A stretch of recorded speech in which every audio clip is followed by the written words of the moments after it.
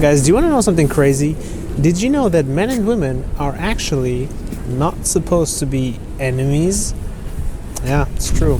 So dear feminists and dear red pillars and the MGTOW people, men going their own way, can we all agree that drifting apart is not really the most beautiful thing to do? Allah says in the Quran that He put mercy and affection between us. But also, to be fair, the correct way to have healthy families, stable families, is patriarchal. Rule of the father. Yes, because if you look at the science, women are way more neurotic.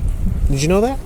Across cultures, meaning everywhere in the world, women are more neurotic. And neuroticism is emotional stability. So negative emotions like fear, worry, anxiety, depression, things that statistically speaking, women all around the world experience much more intensively. And that's nothing to be ashamed of, by the way. It's neither good nor bad. It's just what it is.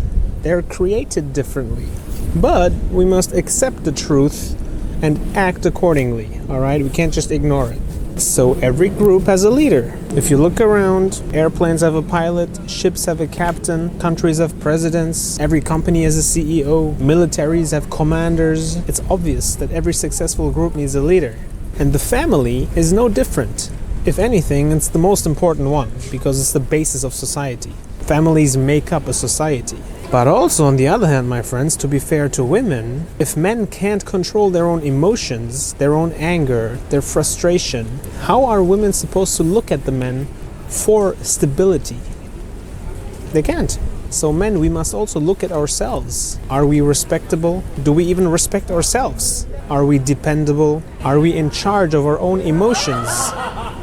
See, they're probably laughing at the emotional men who can't control their little feelies and can provide stability for the people around us. These things are key, dear men, but they require some work and discipline. You know, being a man is great, but we must actually do stuff to overcome weakness, laziness, immaturity. It's not just a given. We have to do a little bit of active work. And ask Allah for strength, my friends. Allah is Al-Qadir. Don't forget this. The all-powerful, the possessor of all strength. So ask Him for strength so you can start building discipline, so you can start doing difficult things for Allah's sake, like fasting, working out, becoming stronger in everything.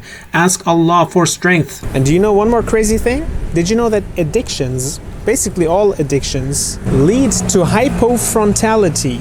And hypofrontality is a state of weakened activity in the prefrontal cortex, which is a pretty important part of our brains. And the consequences of having a weakened prefrontal cortex, weakened activity up here is poor impulse control, difficulty in resisting cravings, impaired judgment and decision making, reduced ability to plan for the future.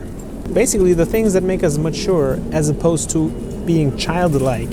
Because in children, the prefrontal cortex is also not fully developed. Now think of all the addictions that people deal with nowadays, especially men. Can you think of some? Dirty films, drugs, weed, gambling, sports betting, you name it. Basically all the haram things, my friends, that Allah wants us to stay away from for our own good. So yeah, according to science, these things literally make our brains more immature. It doesn't work properly. So be careful what you teach your brain, my friends, because the brain is a learning machine. Whatever you do, good or bad, the brain will learn how to do it better and easier the next time. You do bad things, well, you're going to get better at doing bad things. If you do good things, difficult things, well, you're going to build new connections in the brain for that. So it will be easier to fast or work out or study, concentrate, the good things.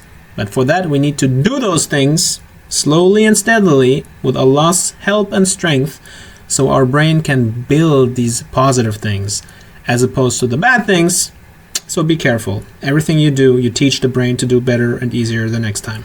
So let me ask you again, how do you expect women to submit to a man who is like that? Childlike, can't control his anger, his frustration. You know, they are already more neurotic. You know, if the men are the same now, what are they going to do? So they need someone stable who can provide them with a sense of security and stability.